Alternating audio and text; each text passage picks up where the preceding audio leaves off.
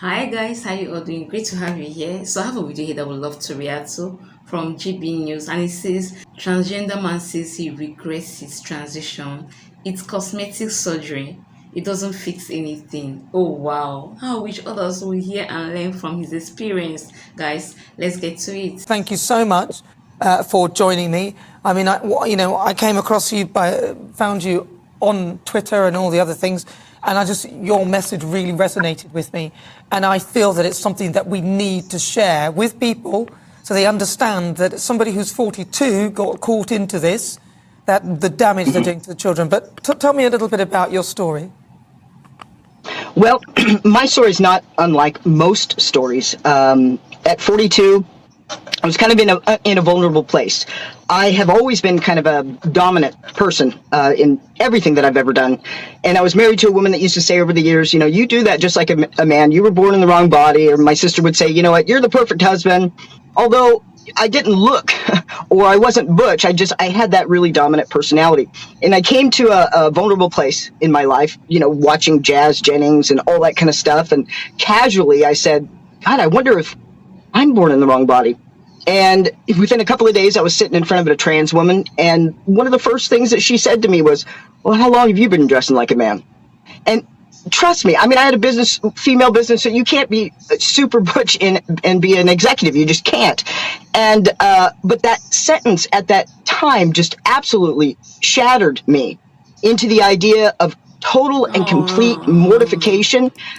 He was a pretty girl. Can you imagine? Oh my god. How I wish he had a serious, strong influence to talk him out of this. Guess it's too late. Wish others will learn. I was born in the wrong body and I didn't know it, and everybody knew it but me. So it was kind of horrible for, you know, a couple of weeks thinking, man, I'm kind of stupid. And then after that, I started to kind of change my life from what it would have been like if I was born a boy, then a girl. My father played professional sports. I probably would have played professional sports as if I was a man. I probably would have done all these things. I would have been lifted on whatever platform that people say they want in a boy. I was athletic, you know, just all that stuff. And so as I go through all those challenges in my life, you know, being gay, dealing with that, never wanting to do that, I thought, well, God, maybe I am born in the wrong body. And it was at that moment that nobody could take that away from me. That's how I started to transition. Worrying about that moment is that a lot of young people are sort of saying, oh, well, maybe I'm in the wrong body, and they're young. So they may be teenagers, they may be, you know, prepubescent, and they're going through that.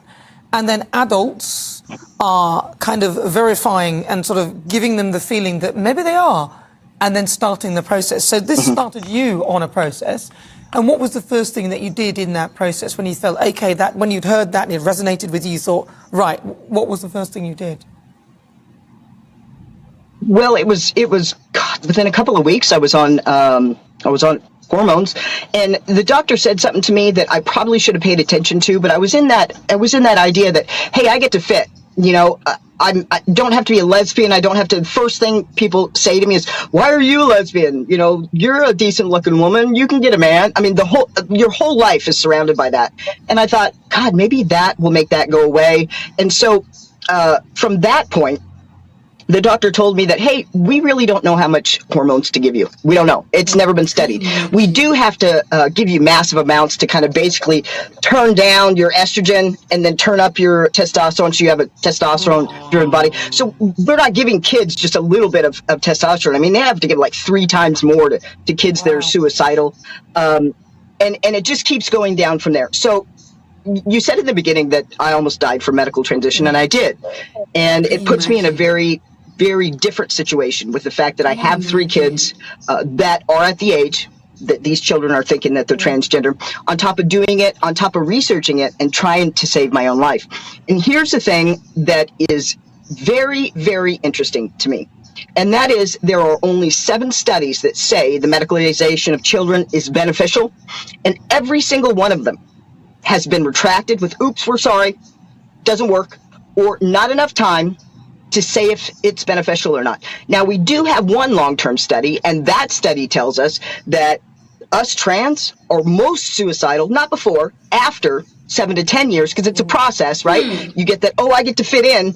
And then when you get to the done, you don't have anything else to do. You kind of look left and right and go, well, that didn't help. And then you have to go, hey, I still have to work Imagine. on the inside. And that's why these kids are so insistent.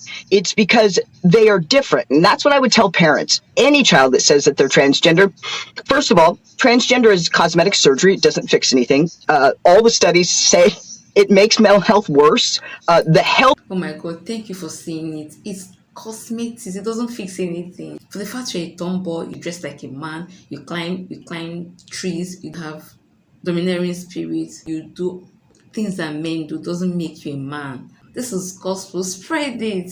Complications are absolutely, they're astronomical. They're finding that girls' spines aren't fusing together, early onset osteoporosis, for a process that actually makes mental health worse. Sometimes just sitting in my office, I just look and I just think there's going to be somebody that comes out at any moment and say, you're on candid camera, we're not medically transitioning kids. You dork. I mean, it's that wrong that, I mean, I don't understand why people don't get it. And the reason why they don't get it is because the mainstream media is not getting it out. You know that video that I have on my Twitter? Yeah. That video that has like 4 million views? Yeah. That had over 4 million views. Now, I've been kicked off of Twitter 6 times. Since Elon has taken over, it's the reason why we're having a shift, is that people are allowed to put their opinions up. That video just is on fire. 4 million people have watched that video. And that video was basically talking to the media, telling them, shame on you. All you're doing is calling this senator over here a bigot instead of looking at the facts. And, well, you've seen it. And would you be surprised to know that not one journalist reached out to me? Now, I did get Brittany Bailey to make fun of me, but that's it. That's it. Well, and so I'm glad. society doesn't know what's happening. Well, I'm really glad I reached out to you because I really was moved by that video. And I want to ask you, so what were your complications then? Because you said you almost died. What happened to you? Why did you almost die? Well, there were some problems with the surgery. First of all, I got my bladder nicked, one of my first surgeries. I didn't have much problem until I got to the end, and which was, blood stuff and having to be on blood thinners, and it does affect your heart and all that kind of stuff. Until I had a bottom surgery, and the bottom surgery, basically after that surgery that I now know I should have never gotten because I have blood issues, I had a pulmonary embolism that induced a stress heart attack. After that, it was actually one of the biggest heart attacks in the state of Kansas, by the way, in the state of Texas, by the way. And after that, I found out that I had a ligament sticking through my arm. I had no clue. I went to the doctor, the trans doctor, and he's like, oh, no, you're fine. The next day I'm in surgery for that.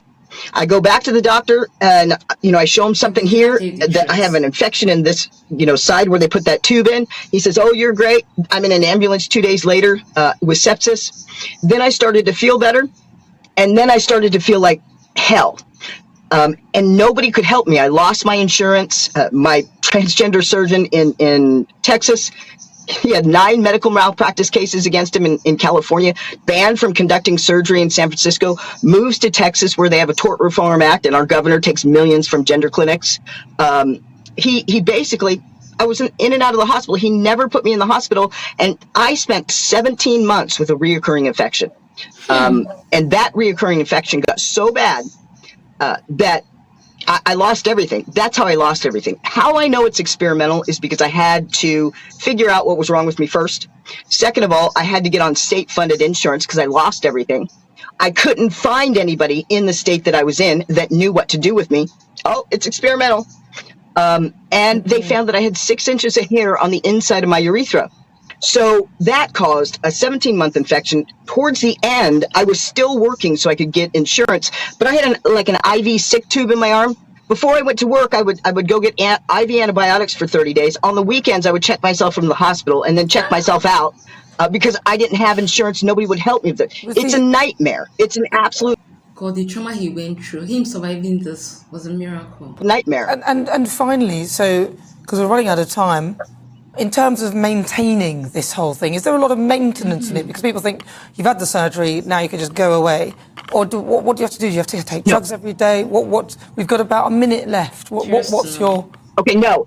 As far as the surgeries, the bottom surgeries, they're notorious for bladder infections. They do become life-saving after antibiotics don't work anymore. So reoccurring bladder infections are one.